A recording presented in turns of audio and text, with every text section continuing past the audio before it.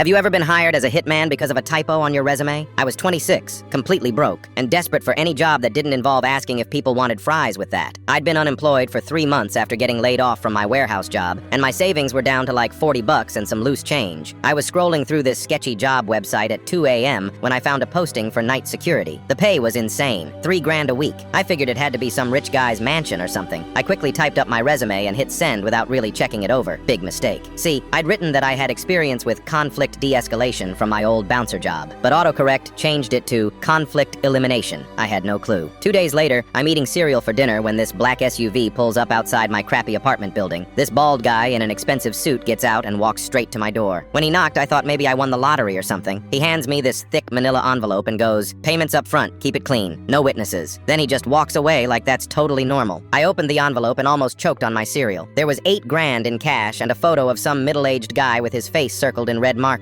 There was also an address and what looked like his daily schedule written out. At first I thought it was some elaborate prank. Maybe my buddy Tommy was messing with me. But then the bald guy came back that night around 11 p.m. He knocked on my door and asked how my progress was going. I tried to explain there was some kind of mistake, but he just smiled and said, "First job nerves are normal. Once you finish this one, we'll have plenty more work for you." Then he handed me a business card with just a phone number on it and left. I was freaking out. I Googled the guy in the photo and found out he ran this small real estate company downtown. He had a wife and 2 kids. I couldn't sleep for 3 days straight. I tried going to the police, but they looked at me like I was insane. The cop basically told me to stop wasting their time with pranks and threatened to arrest me if I came back with more made-up stories. So I decided to do something crazy. I was going to find this guy and warn him. Not hurt him, obviously, but tell him someone was after him. Maybe he could go to the cops or leave town or something. I tracked him down to his office on Thursday afternoon. I walked in pretending to be interested in buying a house. When we were alone, I showed him the photo and explained everything. His face went completely white. "You're not the first guy they've sent," he said quietly, "but you're the first one who actually warned me." Turns out this guy, his name was Paul, used to be in witness protection. He'd testified against some mob guys years ago, but he got tired of hiding and started this real estate business under his real name. He even had a blog about property investing that got pretty popular. The mob had found him through the blog. Paul knew this journalist named Rebecca who specialized in organized crime stories. We met with her at this 24-hour diner, and I showed her everything: the envelope, the cash, the business card. She recorded our whole conversation. Rebecca had contacts at the FBI. Within a week, they set up this whole sting operation. They had me call the number on the business card and pretend I'd finished the job. The bald guy and 2 other guys showed up to my apartment with another envelope. The FBI was waiting. Turns out these guys had been running this operation for months, hiring random, desperate people through fake job postings to do their dirty work. They got arrested for conspiracy, racketeering, and a bunch of other charges. The FBI agent told me I probably saved Paul's life and helped them catch some seriously dangerous people. I got to keep the $8 grand as evidence compensation or something. Paul's in proper witness protection now, and I used the money to go back to school. Best typo I ever made.